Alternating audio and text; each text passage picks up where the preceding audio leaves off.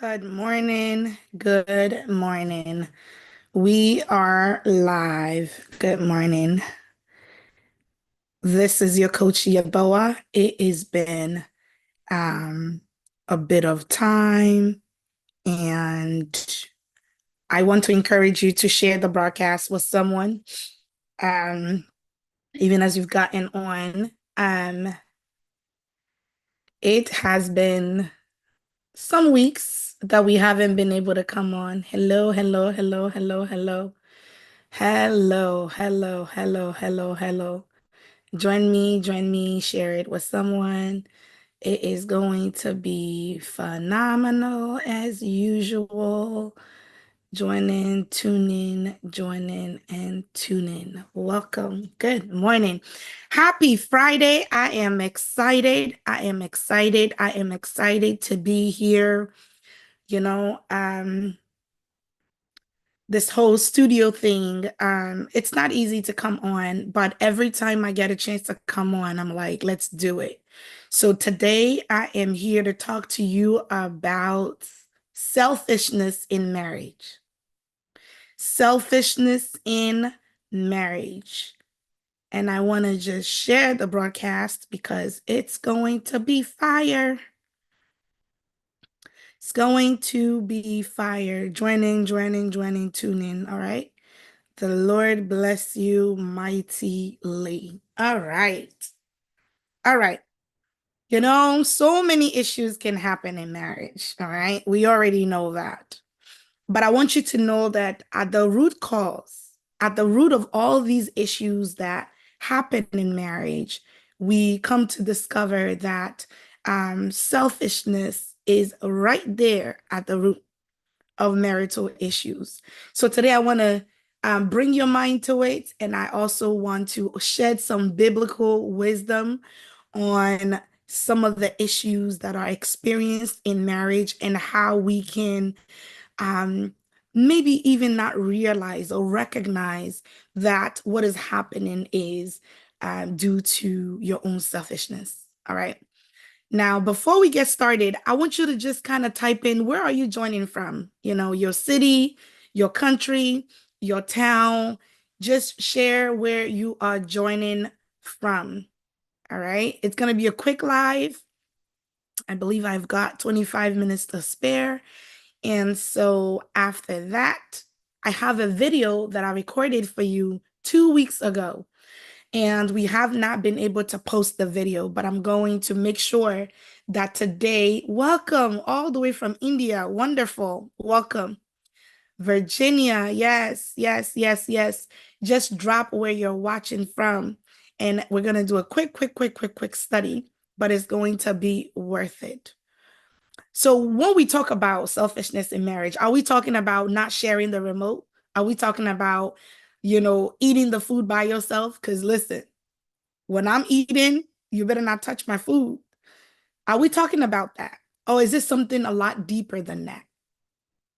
When we talk about selfishness in marriage, it's really about one partner prioritizing, okay, their needs, their wants, their desires over the needs of the other partner. All right.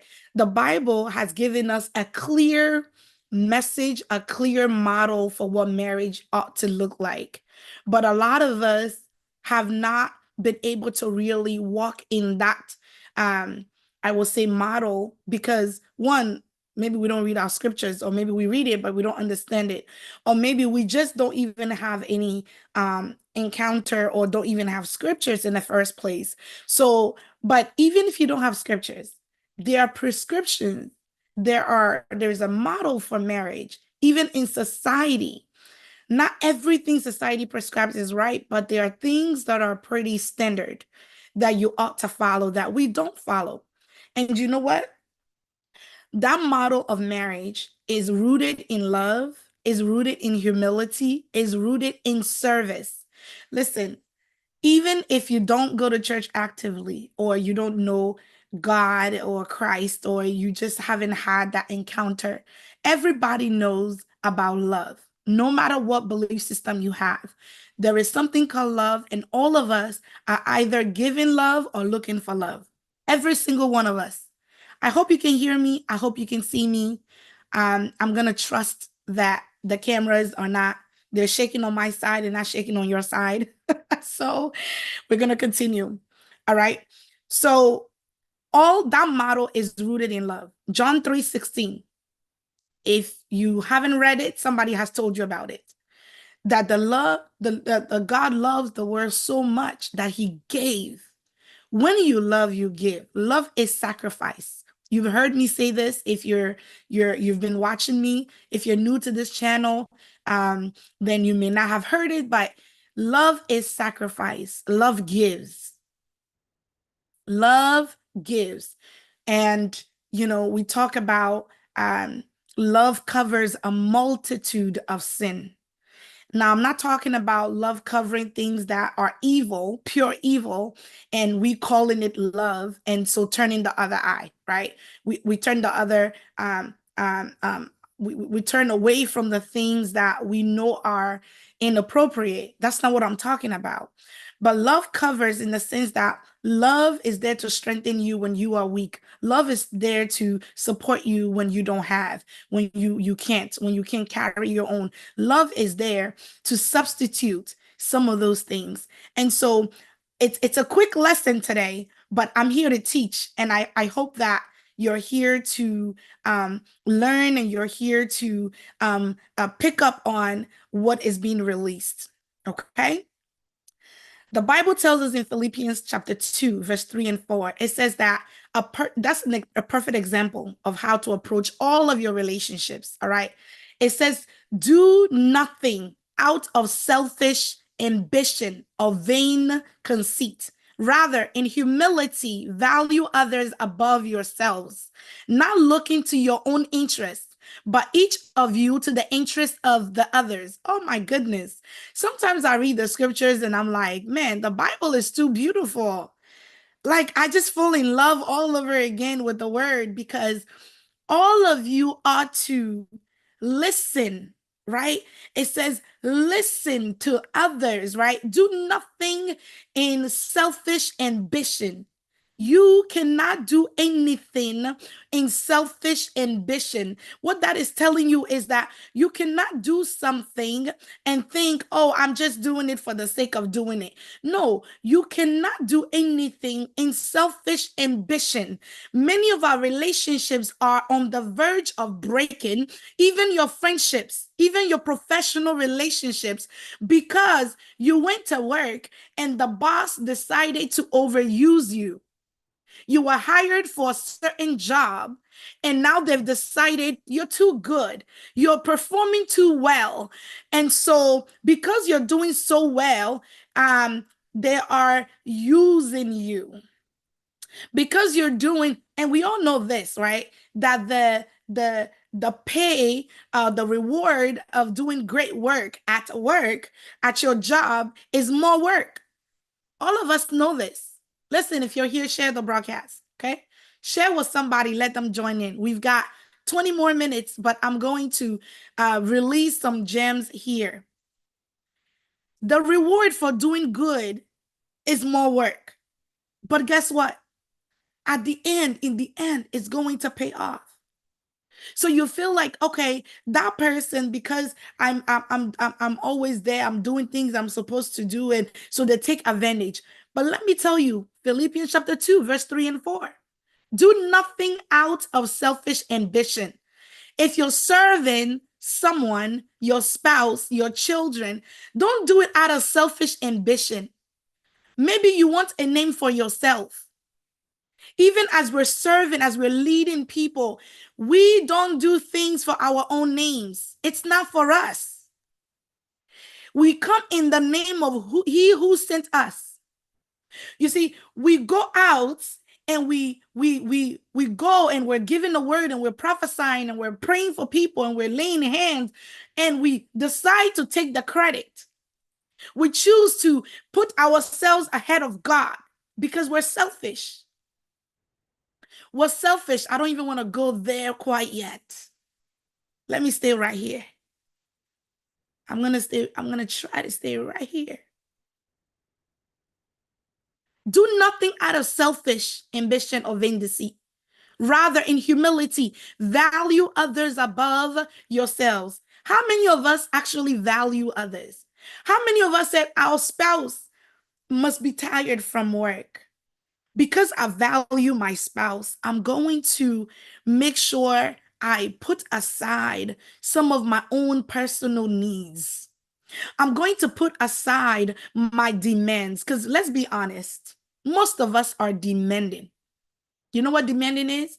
There is a place where you ask, there is a place where you demand by force.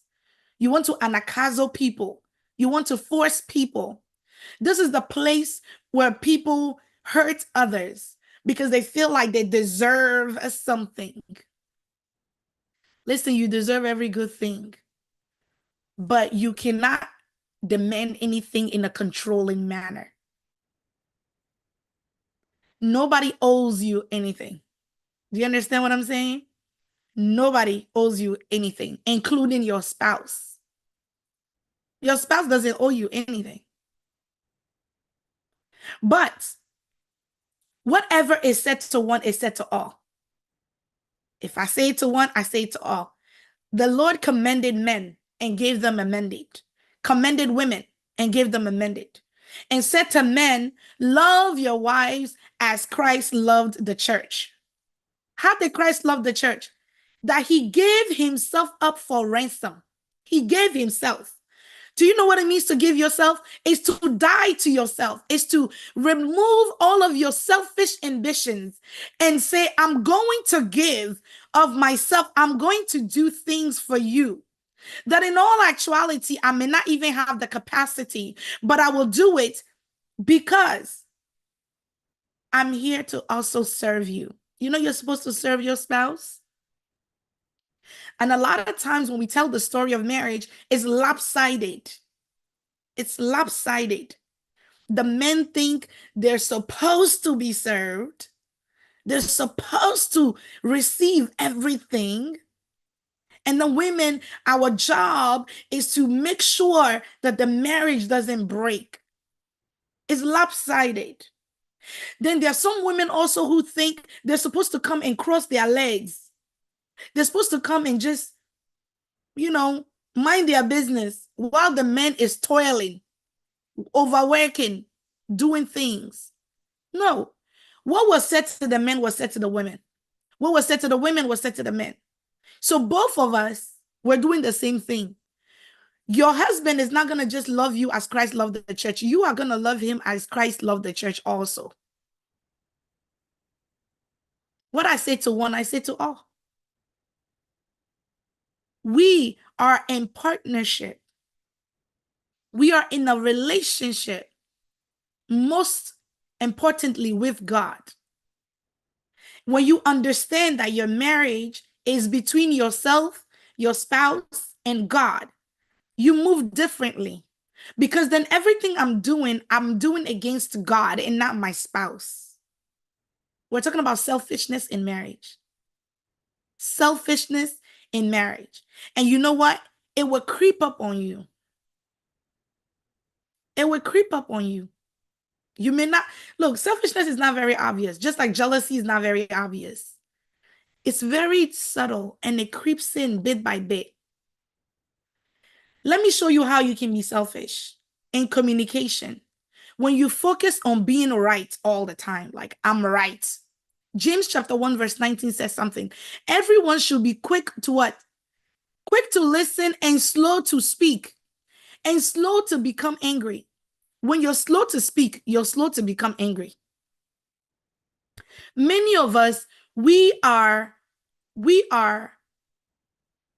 listen to just rebut. We listen to just respond. So we are quick to anger. And because anger is a spirit and it's come to destroy, guess what happens? You immediately become angry. You don't even realize that what you are saying or doing is wrong. Next thing you know, your house is on fire. Because you feel entitled. I'm entitled to sex. I'm entitled to food. You have to cook for me. I'm entitled to all these things. I'm entitled to be in control of the money. I'm entitled. And because I feel entitled, I'm going to demand my way. And if I don't get my way, I'm going to throw a tantrum like a 2-year-old. This is what we do in our marriages. So we are not quick to listen, we're quick to talk and talk back. Are we listening carefully? Are we interested when we are talking to our spouse? Are we only interested in our needs, in our needs? What I need, what I want, what me first, me first. Or are we really sitting there and saying, I wonder why they said what they said. You seem very overwhelmed. It's not every day that your spouse will tell you, I'm overwhelmed. There are people that take and take and take until they take and they don't know how to say, oh, it's okay, no more. They will take to their advantage. Sometimes marriages are okay because one person is giving their all. Marriages are working because one person has devoted their lives and is doing everything for this person. The minute you say, okay, look, I need you to help with the dishes. Like, I need you to take care of the kids while I'm doing something. Like, I need you to help. I need you to step up. Sometimes we are bosses at work. We're CEOs and we are managers and so when you come home, there could be a little distortion because you are a leader at work, you are a leader at church, you are a leader somewhere, and so that can distort you a little bit. So then when you come home, you're like, I don't know, like instead of being a husband, you remain in your leadership and forget to position yourself to be of help to your spouse. So people are running from people, they're just overwhelmed. We're talking about selfishness in marriage. Selfishness is at the root cause because eventually selfishness will lead to resentment. It will cause you to become resentful. It will cause you to feel unappreciated. It will cause you to feel down and out. It will cause you to feel like, wow, nobody really cares for me. And it will cause you so much overwhelm that eventually you will burst. So what happens? You get into emotional withdrawal, right? We're talking about ways in which selfishness can show. In Ephesians chapter 4, verse 26, it says, in your anger, do not sin. Do not let the sun go down while you are still angry.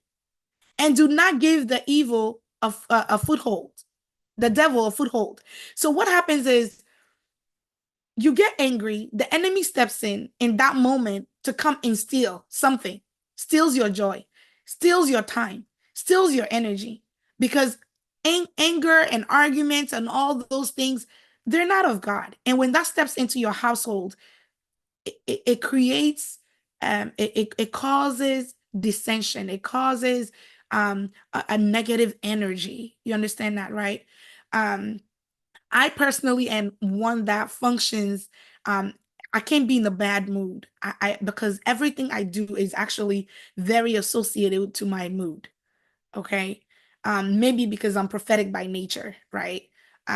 So everything I do, right? So if I say something and I say something negative, it's going to happen. Like, that's most of us really.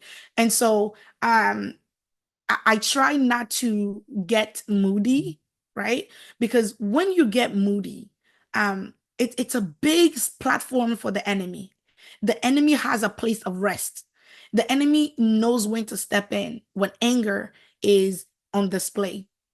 And I've been around people that get angry. I've been around people that are passive aggressive. I've been around all of that. And so I can tell you that anger is a spirit and it's come to destroy you. And because anger is not a true emotion, what I'm saying is that anger is an emotion that is a hidden, it's a masked emotion. So when somebody is angry, really, they could be wanting attention, they could be scared, they could be wanting help, they could be worried, they could be anxious. So anger comes as a mask, it covers it. So we get angry and we block all communication. We get angry and we become passive aggressive. We become angry and we push people away. And there's so many people that are dealing with anger and don't know how to express how they feel, and in so doing have destroyed relationships because of their anger, because they don't know how to express to you and say to you, look, I don't like what you did. I feel this way about what happened. They don't know how to express themselves. So they resort to anger. When you resort to anger, that's a selfish motive. That's a selfish attempt to protect yourself. I'm going to act like there's nothing wrong, but I'm going to be shady. I'm going to throw shades. Those are all passive aggressive ways. And it's all in self preservation. Okay. It's all in self preservation. So the consequences of anger or the consequence of selfishness, right, is that emotional distance, because you want your way. You want you. You didn't please me. You didn't give me this. You didn't do that for me. You weren't there when I needed you. Me. So you emotionally distance yourself from people. You become emotionally withdrawn. In Proverbs chapter 18, it says, it warns us that uh, uh, um, isolation is very dangerous. So it says, an unfriendly person pursues selfish ends, and against all sound judgment starts quarrels. Did you hear that? An unfriendly person pursues selfish ends, and against all sound judgment. Against all sound judgment means that you know what you're doing is wrong. You know you're off, but against your better judgments, you want to start a quarrel. Sometimes when people are wrong, they want to come and blame you. When they are wrong, they find a way to make you feel bad. They ostracize you even though they know they're wrong. Instead of apologizing, they're too big, they're too prideful, they're too to come and say, hey, look. And that is what is happening in a lot of relationships, marriages. Sometimes we're rude to people. We're rude to people. And we act like we were not rude to that person. And me personally, when you're rude to me, I actually give you the benefit of the doubt. I when you react rudely, I won't respond to that, because I like to think that maybe in that moment, just like my children throw tantrums, you are supposed to maybe be mad at somebody else, and you can't be mad at the person. This is where we yell at our children, when really the person you want to yell at is your spouse. The person you want to yell at are your parents. The person you want to yell at is your boss, but you can't yell at your boss. So you turn around and you yell at your children. You turn around, you yell at your spouse. You turn around and you mistreat the people. Maybe people that are serving you, maybe people that are subordinate, you mistreat them rather. When you really, they're not the cause of your frustrations. So we start quarrels. We pick fights. We start unnecessary things, all in the name of my needs were not met. So then you lose intimacy in relationship. You lose it in marriage. You don't feel like, why should I be around this person? Da, da, da, da, da. You lose that. There's a breakdown in trust. How can you trust somebody, who is always worried about themselves? Because everything they see is them, them, them, them. Well, you didn't give me this. You didn't do this. You, and them, them, them. So there's a breakdown in trust because you can't trust such people.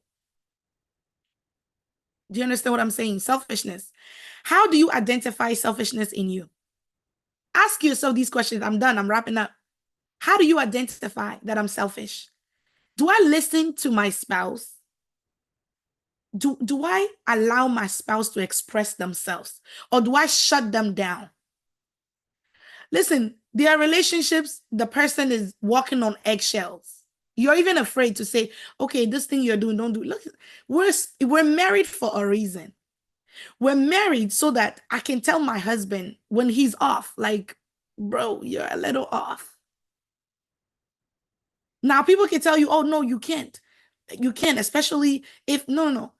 You're supposed to be your brother's keeper, your sister's keeper. You're supposed not go to your spouse and say, hey, you have done this and yell at them. No, you go and say, baby, you know, the way you spoke to this person, what do you think about that?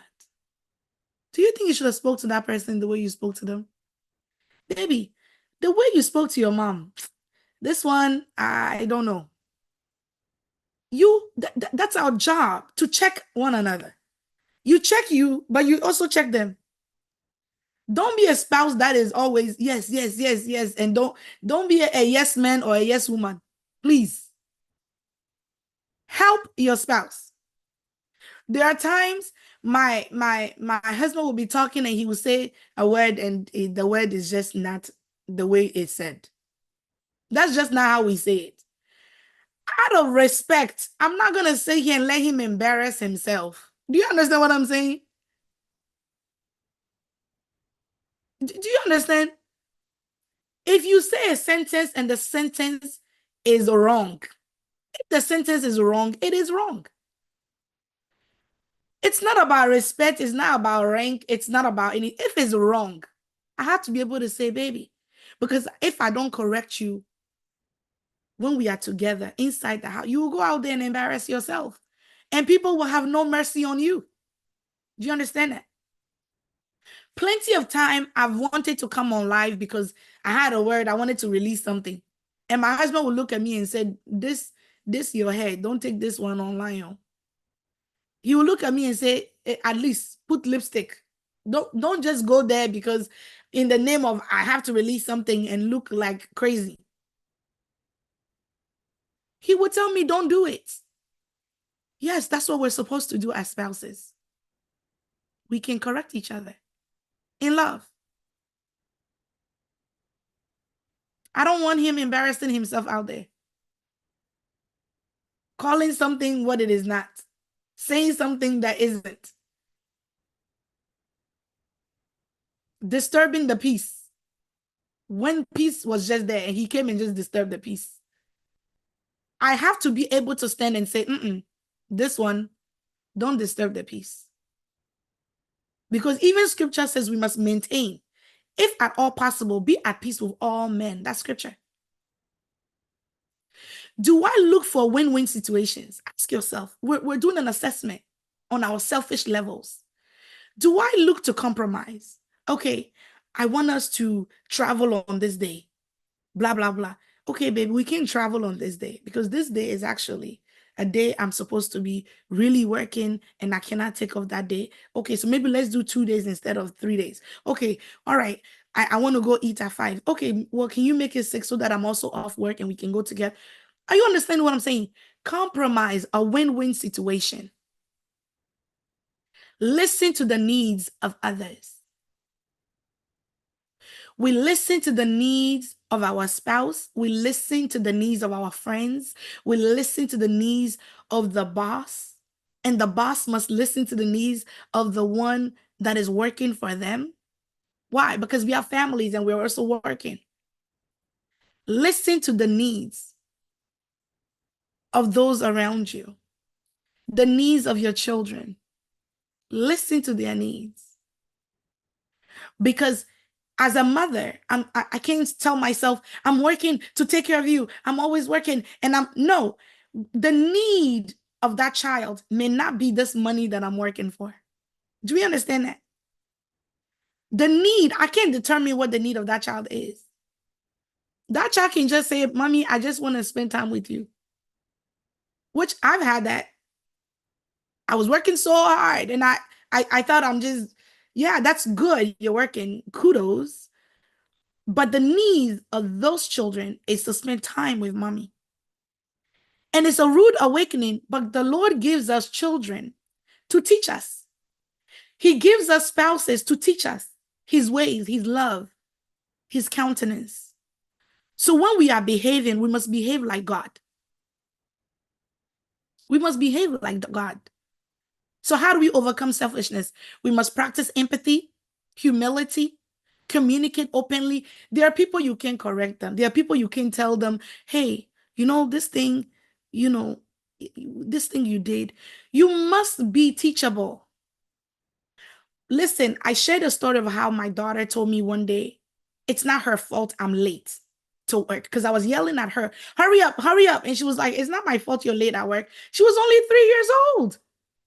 Even though we can tell ourselves, oh, how can a child say this to their parent? She was right. It wasn't her fault. Our children can teach us. Our subordinate can teach us. You can teach your boss. You can teach your parents. You can teach in love, in care. All right, I'm wrapping up in 30 seconds. Learn to forgive and let go. Stop being resentful and be in the mood of service all the time. Serve others, serve your spouse, serve your friends. When you're in the mood of serving people, you're not always, oh, you didn't do this, you didn't do that. How come you didn't do this? And then you're not always panting and pouting and always demanding people to do things for you. And you won't be angry because you're demanding, oh, the reason I cheated is because I wasn't getting sex. No, you cheated because you wanted to cheat. Let's make that very clear. The reason I hate you is because, no, you hit because you wanted to hit. Do you understand? So let's stop being so selfish and want our own stuff all the time and be also mindful to the needs of those around us, the people we serve, the people we're married to, the people we're friends with, the people we work with. Let's be mindful of there are. It is very, very important. So you are blessed. I will be posting that.